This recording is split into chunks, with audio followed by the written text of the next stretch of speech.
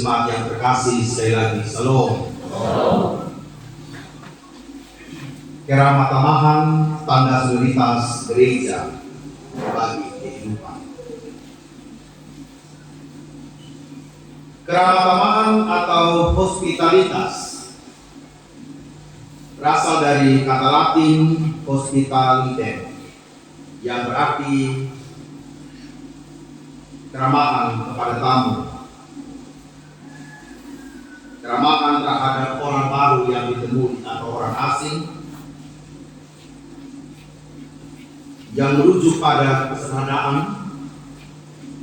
kebaikan, dan ketulusan dalam menyambut orang lain. Keramahan juga berarti menjangkau orang asing yang tidak kita kenal sebelumnya untuk menjadi anggota dalam komunitas kita. Fokus keramah tamahan bukanlah pada mereka yang dapat memberikan kembali apa yang orang tawarkan, tetapi pada mereka yang tidak dapat mengembalikan apapun karena keterbatasan. Idealnya begitu, Bapak. Dalam kehidupan kita mengenal juga keramah tamahan yang dimulai oleh para orang tua kita. Kapan terakhir Pak Mama kita pergi minta lombok garam, bawang merah, bawang putih di dekat? Sudah lama karena semenjak rumah-rumah kita sudah ada pagar, masih kan? Walaupun sudah ada pagar masih ya. Saya minta lombok di dulu sudah lombok ya. Kita ingat zaman dulu ya.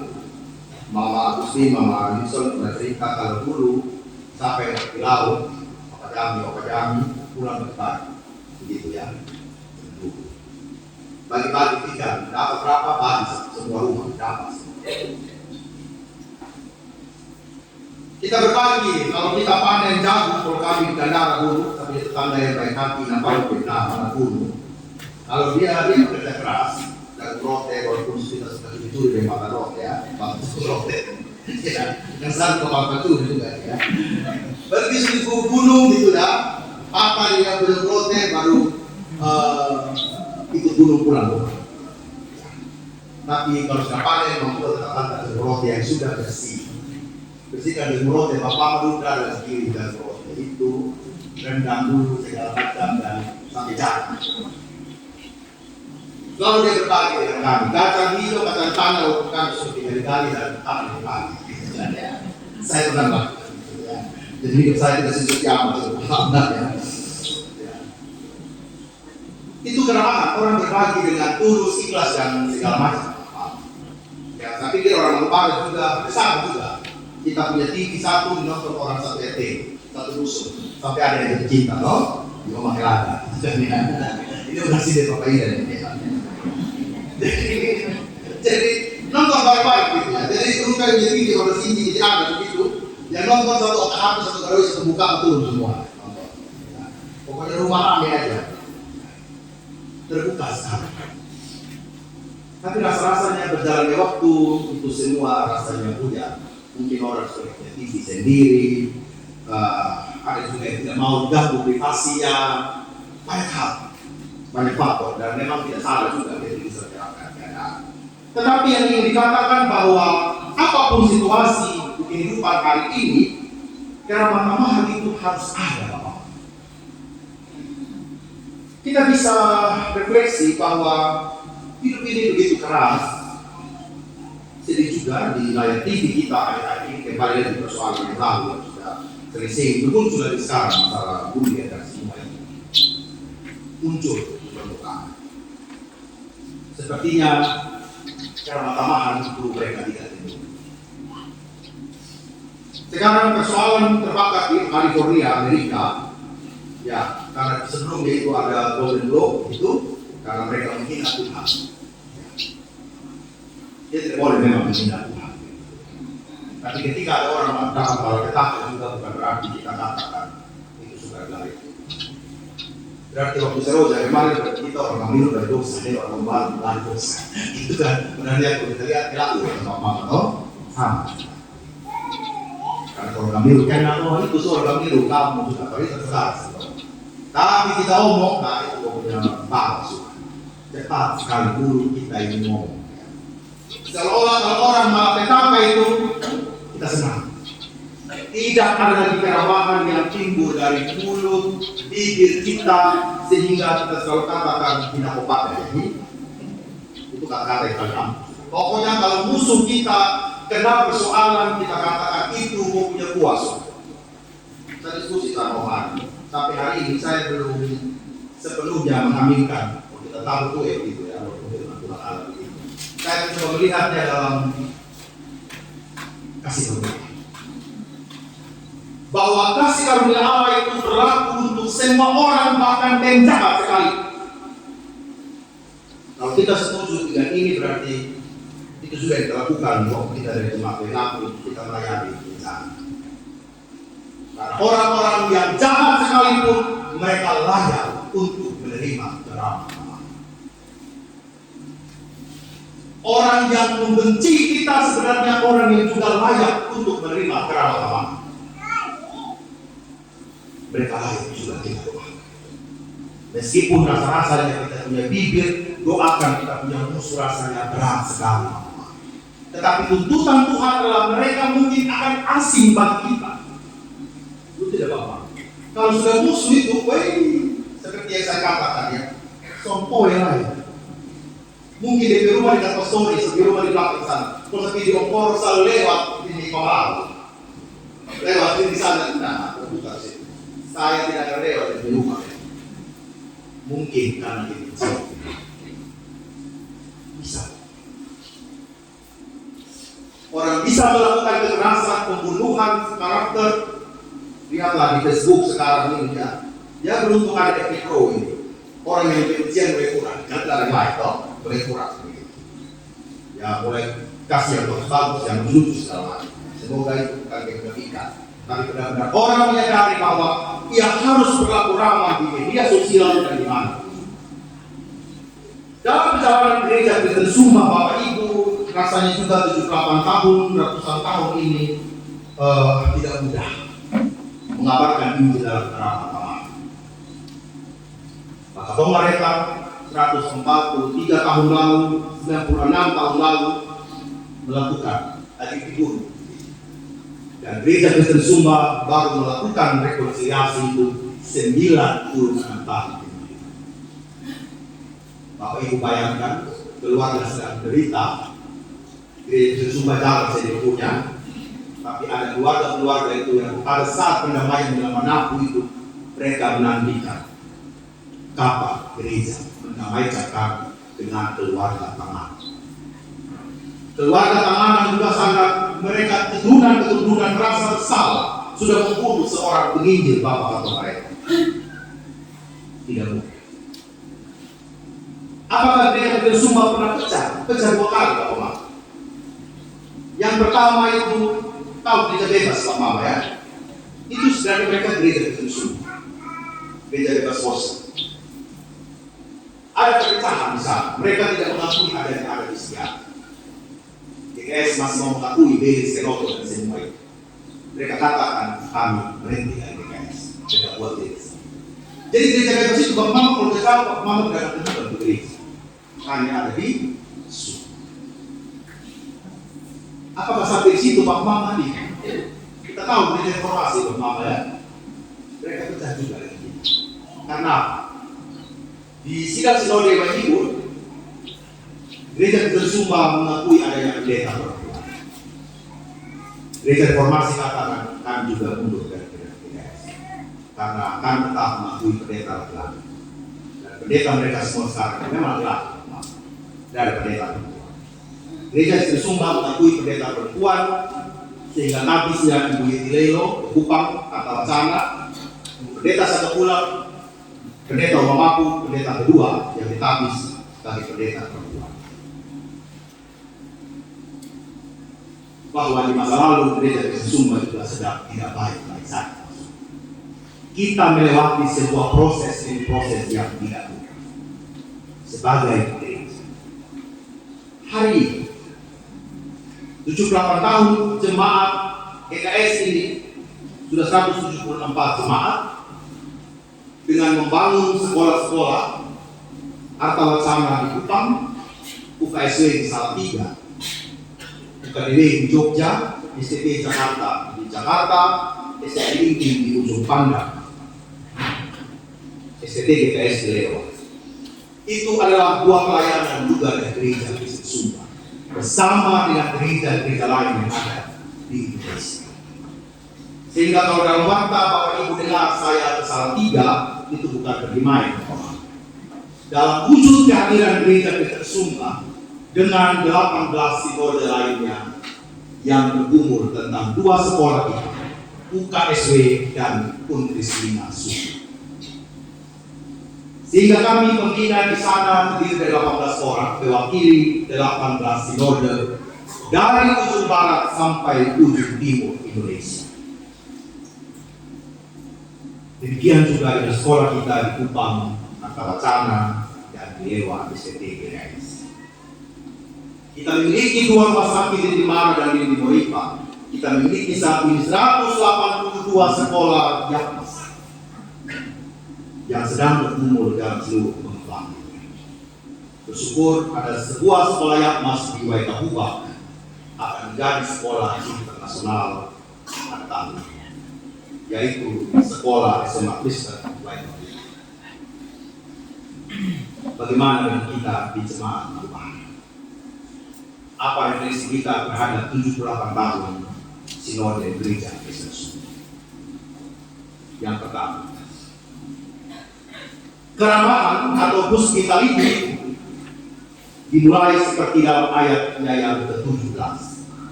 Pengenalan akan Allah. Jangan dibilang kita katakan saya ramah terhadap orang lain, tapi kita tidak mengenal Allah.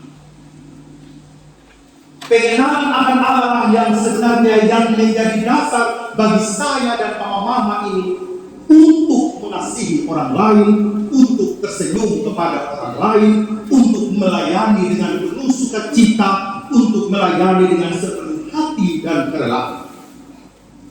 Bukan karena kita kenal ini gereja.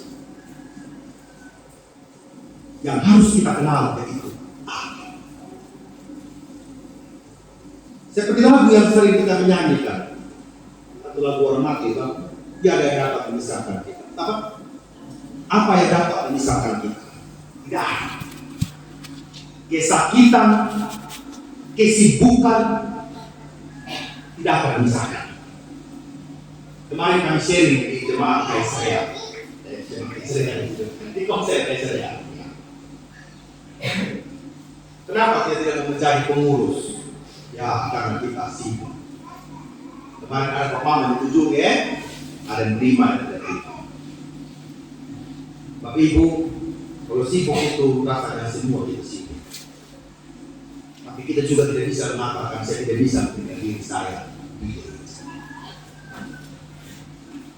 Kalau kita benar-benar mengenal Allah, Bapak Mama, saya selalu percaya Allah yang memiliki waktu. Amin Bapak. Allah yang memiliki waktu, bukan kita. Allah yang memiliki pelayanan, kalau kita memberikan diri, Dia akan mengatur sebagaimana mestinya semuanya kita akan layani dengan penuh kegilaan.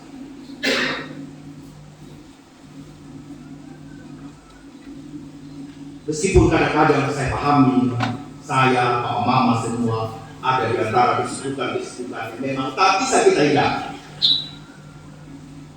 Tapi juga dalam kolaborasi, dalam kerjasama kita dengan orang lain, ada topangan. Ada topangan yang orang lain tolong sama kita sehingga pelayanan itu berjalan baik. Sebagai pendeta saya tidak bisa mengerjakan pelayanan ini dengan 2 tangan saya. Saya harus akui dengan 1 otak saya. Tetapi ada majelis jemaat, ada perangkat pemusik atau yang ada Papa Mama semua yang meneruskan berita Injil ini untuk kita semua berkolaborasi ada dalam pelayanan. Itu penting bagi kita.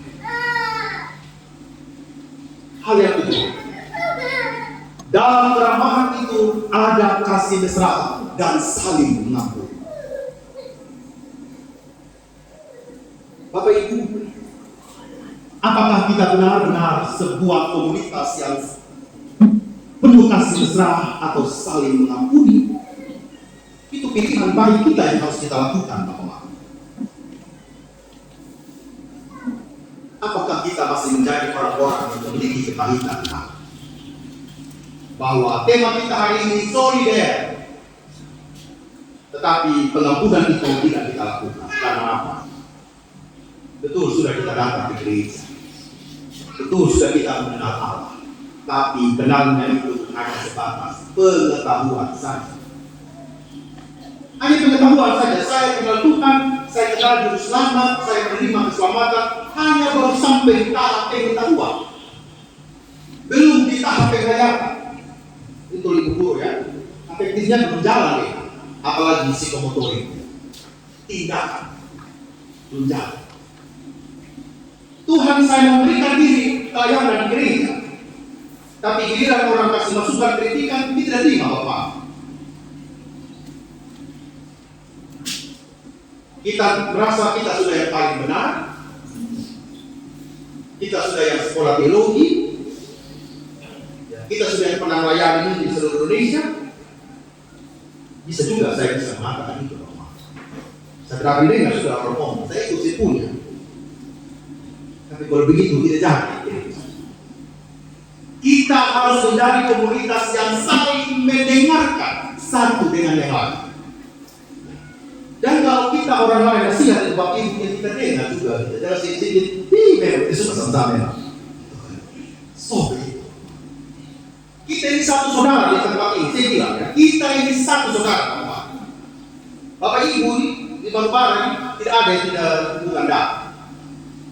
Saat sedang dari saudara seperti sini, kita ketemu sama saudara, begitu ada yang masih hubungan darah. Apalagi kalau Paulus. Tapi rasa-rasanya tidak mau begitu. Tetap itu dendam, mau ngomong nama orang, basindir nama orang. Nah, kita punya fakultas tempat. Kita jurusan sekolah. Jadi usul di UPI nanti kita buka jurusan gosip nama orang. Dosennya profesor dari berbahasa. Ada semua di sini profesor. Mau ngomongin bagaimana? Yang bahasa halus sampai bahasa kasar ada semua di berbahasa. Refleksi kembali, bagaimana kasih mesra dan saling mengampuni akan terjadi. Kembali ke aturan. Kalau mengenal Allah, kembali seperti itu. Karena teladan kita satu-satunya yaitu Yesus Kristus. Hal yang ketiga, sebagaimana Allah di dalam Kristus telah mengampuni. Apa yang diinginkan? Keramahan itu inisiatif Allah, Bapak. Bukan gereja punya mau, bukan sinode punya mau, tahu di tema keramatan. Tidak. Keramatan ini merupakan apa? Inisiatif Allah. Inisiatif Allah. Allah yang memulai. Kenapa Allah yang memulai? Karena dialah yang punya kekuatan itu, Bapak.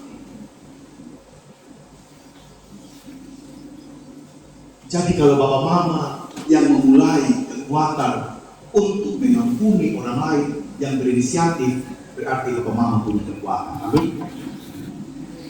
Kita sering bilang, Pak Pendeta, saya sudah datang di rumah, tapi dia tidak tahu selesai. Tidak apa. Bapak Mama sudah berinisiatif. Pak Pendeta, saya sudah berusaha untuk WA sama dia tidak balas. Tidak apa-apa. Bapak Mama sudah berinisiatif. Karena hanya orang-orang yang kuat di dalam Tuhan saja yang sanggup untuk melakukan hal pengampunan dan keramatan. 78 tahun sinode gereja Kristen Sumba. Marilah kita mulai seluruh perjalanan ini sebagai institusi gereja, sebagai pribadi. Seperti Mazmur 133, sungguh alangkah baik dan indahnya persaudaraan dan persekutuan. Selamat melaksanakan keramatan dan Dan selamat ulang tahun Sinode Gereja Kristen Sumba ke-78 tahun. Tuhan memberkati kita. Amin.